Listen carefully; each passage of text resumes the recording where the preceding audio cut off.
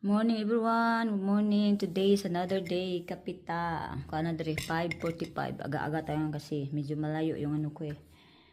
Yung client ko ngayon countryside. So, yun na muna. Have a good day.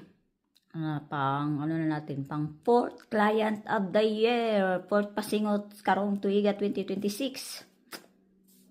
No, guys, nanata sa atong ikaupat nga client of the year sa atong pasingot. Ang bundok, regal, montan. Ano pa lang dito, mag-alas 8 pa lang kaya. Pero ano na ang araw pa. Paakyat na yung araw. Unya na pod.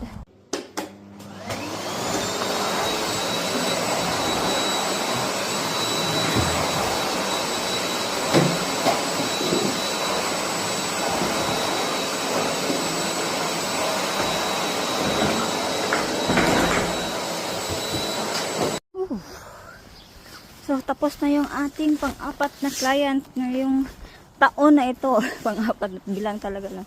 Natapos na tayo sa pasingot of the day natin. So, unya na po. Lunch muna tayo.